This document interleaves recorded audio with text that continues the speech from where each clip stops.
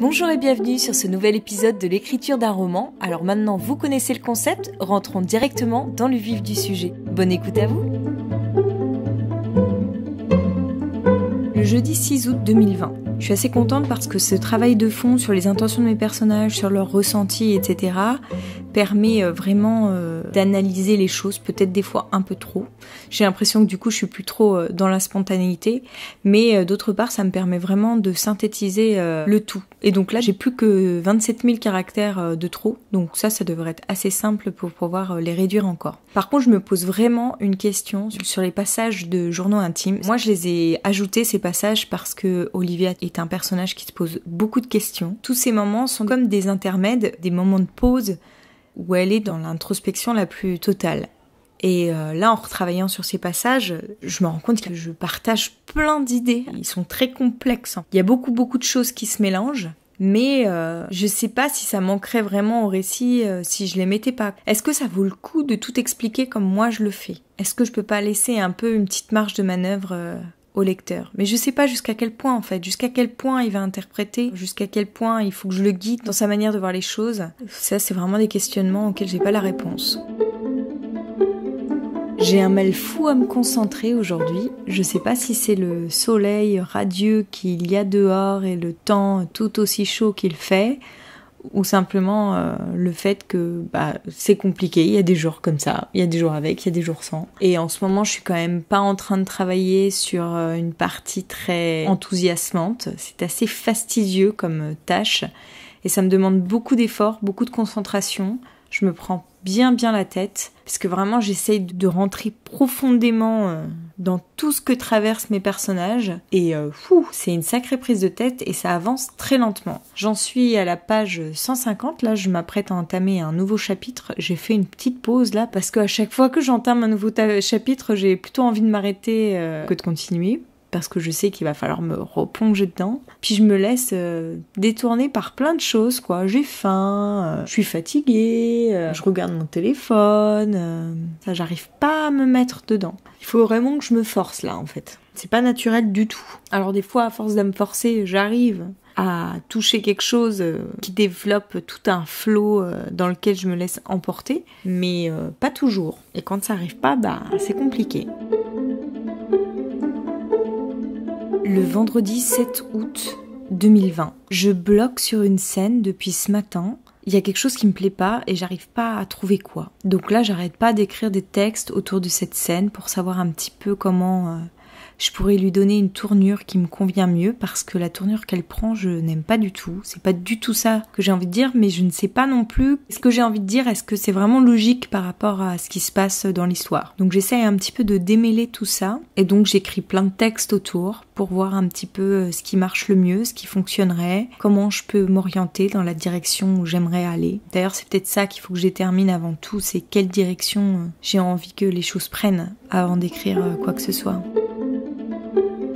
Je viens de me rendre compte qu'il y avait tout un passage où je parlais plus de la réalisation du film et juste après j'y reviens et du coup ça fait un peu bizarre et je me souviens une fois qu'un auteur disait, je me souviens plus quel auteur, que souvent quand il y avait un problème dans le texte, c'était pas quand on se rendait compte du problème que le problème était, mais souvent c'était dans les pages précédentes qu'il fallait régler ce problème. Et donc là, typiquement, je pense que je tombe sur un nœud comme ça. Je sais pas du tout comment je vais pouvoir arranger ça parce que dans ce qui se passe auparavant, il n'y a pas vraiment la place pour le film.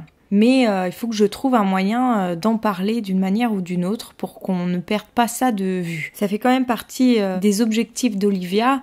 Elle peut pas se laisser complètement happer par ce qui lui arrive par ailleurs jusqu'à oublier le film. D'autant plus que ce moment est un moment de prise de recul qui va lui permettre d'amener son film dans une autre direction. Elle vient de finir le repérage. À présent, il faut qu'elle écrive son histoire par rapport à la réalité du terrain. Enfin voilà, une fois qu'elle retourne sur le lieu pour continuer le tournage, il faut qu'elle ait fait quelque chose entre-temps. Si j'en parle pas, c'est quand même bizarre. Je pense que ça, c'est une des raisons pour lesquelles ça fonctionne pas bien. Donc je vais essayer de travailler là-dessus. Une fois que j'aurai terminé de relire tout mon texte du point de vue des ressentis de mes personnages, je vais relire ce passage-là en gardant bien l'objectif du film en tête pour essayer de l'insérer dans l'histoire à cet endroit-là où pour l'instant il n'a pas sa place. Donc il faut que je trouve comment je vais pouvoir le mettre. À présent, mon texte fait 238 pages, mais je suis toujours au-dessus du nombre de signes autorisés. Et donc si je rajoute ce truc, je vais encore augmenter mon nombre de signes.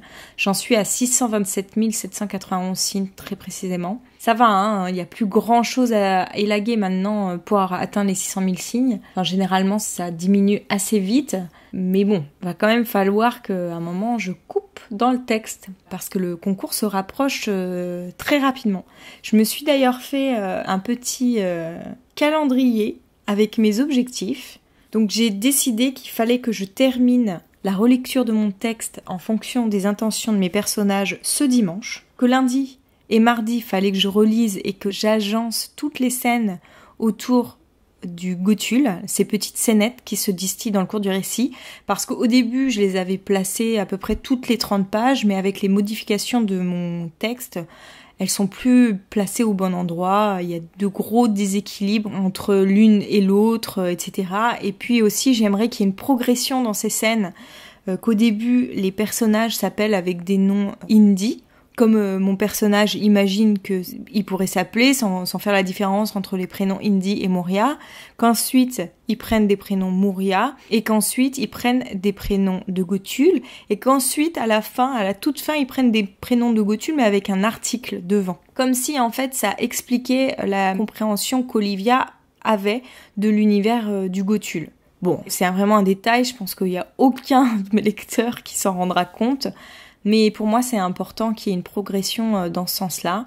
Et puis, j'aimerais aussi voir, en fonction de ce qui se passe dans chaque scénette, s'il y a aussi une progression dans leur intensité quelque part. Ou au moins que chacune d'elles apporte un élément différent de connaissance sur le Gothul. Et puis, des fois, je réutilise les mêmes prénoms pour les personnages. Donc, je pense que ça, c'est aussi quelque chose auquel il faut que je fasse attention, parce que sinon, ça va perturber mon lecteur qui va croire que c'est des personnages qu'on suit, alors que le but, non, c'est à chaque fois des nouveaux personnages pour chaque nouvelle scénette. Ensuite, mercredi et jeudi, il va falloir que je relise et que je travaille tous les passages de journaux intimes ou de monologues internes. Je ne sais plus trop maintenant ce que je veux faire entre les deux. Je suis plus tentée par le monologue interne parce que ça fait comme des petites plongées dans l'instant présent. Et c'est ce que j'aime en fait, c'est ce que j'avais envie de faire ressortir avec ces passages-là. C'est des moments d'introspection sur le vif. Je trouve que c'est beaucoup plus pertinent de cette façon que de la façon journal intime. Par contre, le nouveau ton que j'emploie, qui est beaucoup plus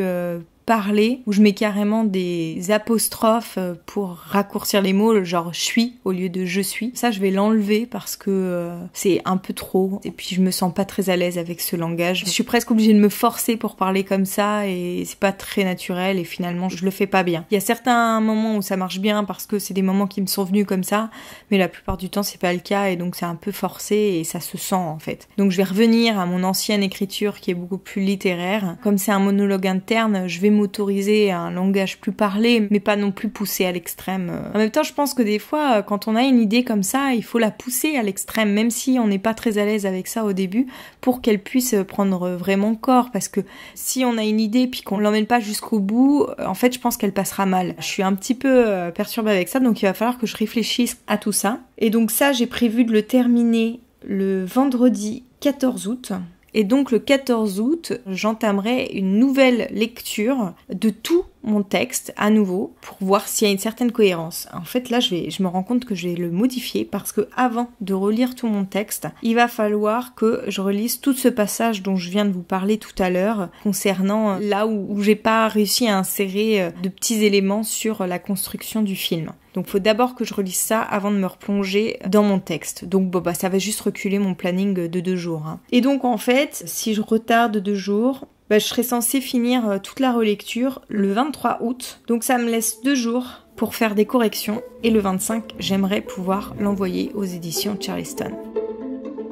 C'est tout pour aujourd'hui, j'espère que l'épisode vous a plu. Si c'est le cas, rendez-vous la semaine prochaine, dès lundi. En attendant, n'hésitez pas à vous abonner au podcast, à le partager autour de vous et à me le faire savoir. Pour cela, retrouvez-moi sur Instagram sous le nom d'Aurélia Horner, où je serai ravie d'échanger avec vous. Bon week-end à tous et à bientôt.